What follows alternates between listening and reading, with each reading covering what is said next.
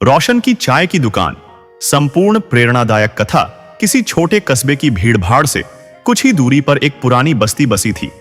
यहां पतली कच्ची गलियां, पथरीली जमीन और टीन की छत वाले छोटे छोटे मकान कतार में खड़े थे।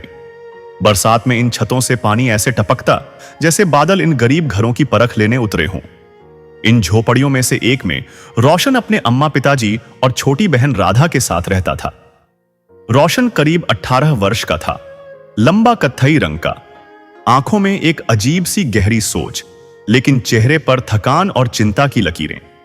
उसके पिताजी गांव से शहर आए इस आस में कि यहां रोज का काम मिल जाएगा, पर हकीकत यह थी कि मंडी में दिहाड़ी के काम के लिए रोज दर्जनों मजदूर खड़े होते और काम सिर्फ कुछ को ही मिलता। कभी दिन अच्छा होता, कभी खाली हाथ लौटना पड़ता। अम्मा सुबह तड़के उठकर आसपास के मकानों में बर्तन और कपड़े धोती, दिन भर पानी में भीगी हथेलियां, और शाम को घर लौटते हुए उनके चेहरे पर थकान से अधिक चिंता झलकती। गुजारा वैसे ही मुश्किल से होता था और महीने के आखिर में बचत तो दूर, उधार लेने की नौबत आ जाती। बरसात के दिन आते ही हालात और बिगड़ जाते। टीन की छत से टपकते पानी को रोकने के लिए घर में बर्तन यहां वहां फैला दिए जाते।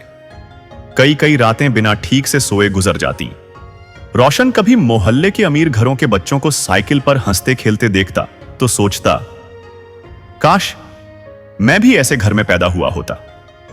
ना यह टूटे फर्श, ना भूखे पेट, सोना, ना यह बेबसी। एक शाम पिताजी खाली हाथ लौटे और खाट पर चुपचाप लेट गए।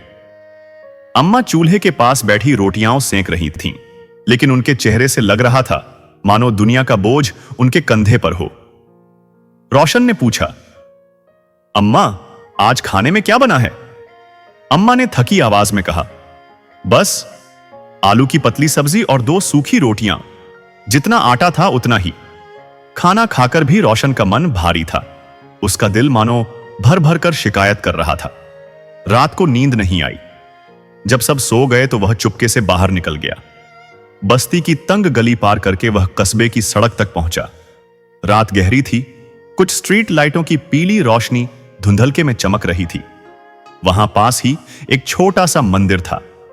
रोशन सीढ़ियों पर बैठ गया और आसमान को देखते हुए बुदबुदाने लगा, भगवान, आपने मुझे इतने बुरे हाल में क्यों भेजा? कुछ अच्छा क्यों नहीं दिया? क्या मैं सारी जिंदगी ऐसे ही रहूंगा? तभी मंदिर में सेवा करने वाले एक बुजुर्ग बाबा ने उसे देखा। वो धीमे कदमों से आए और पास बैठकर बोले, बेटा, इतनी रात में यहां अकेले क्यों बैठे हो? मन में क्या सोच रहे हो? रोशन ने गर्दन झुकाए कहा, भगवान ने मेरे साथ अन्याय किया है बाबा, मुझे गरीब घर में क्यों भेजा? बाबा ने मुस्कुराकर कहा, बेटा, भगवान हमें वहां भेजते हैं जहां हमें कुछ बदलना होता है। हो सकता है तुम्हें अपने घर की तकलीफ मिटाने के लिए ही भेजा गया हो। गरीब माँ बाप अपने बच्चों में ही उम्मीद देखते हैं।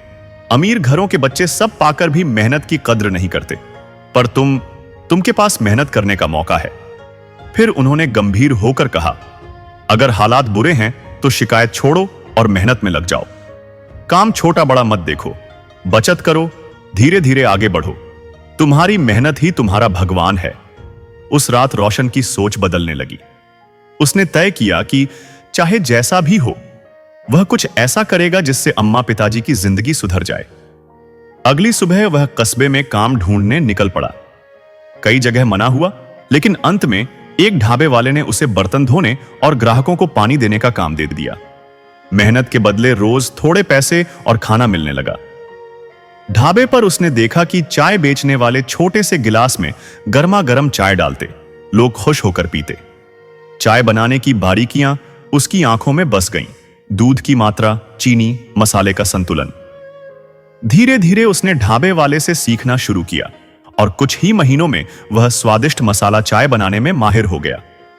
3 महीने कड़ी मेहनत करके और बचत करके उसने अपने पिताजी से कहा, पिताजी, क्यों ना हम अपनी चाय का ठेला लगाए? दुकान तो नहीं, पर ठेला तो जुटा सकते हैं। पिताजी ने पहले कहा, बेटा, ठेला लगाने के लिए भी पैसे चाहिए और रोज सुबह सुबह उठकर मेहनत करनी होगी। रोशन मुस्कुराया, पिताजी, मेहनत से तो मैं पीछे हटने वाला नहीं हूं। मिलकर उन्होंने पुराना ठेला खरीदा, साफ किया, उस पर चाय पत्ती, दूध, चीनी और अदरक रखा। पहली सुबह रोशन और पिताजी रेलवे स्टेशन के बाहर खड़े थे। उन्होंने पहली केतली चाय की बनाई। रास्ते से गुजरने वाले कुछ लोगों ने चाय पी, किसी ने कहा अच्छी है, किसी ने चुपचाप पैसे देकर गिलास लौटा दिया। धीरे धीरे रोज के ग्राहक बनने लगे। रोशन हर प्याले में चाय के साथ मुस्कान परोसता। जल्द ही लोग पहचानने लगे। स्टेशन वाली रोशन की चाय। कुछ महीनों में कमाई इतनी बढ़ी कि घर में राशन भरने लगा। बरसात के टपकते छत की जगह पक्की छत डल गई। अम्मा ने बरसों बाद चैन की सांस ली और कहा, बेटा, तूने हमारे जीवन का अंधेरा मिटा दिया। कभी ठेले पर सिर्फ चाय थी, फिर बिस्कुट और समोसे रखे गए, फिर पकौड़े और पराठे भी जुड़ गए। सुबह सुबह ठेले पर भीड़ लगने लगी।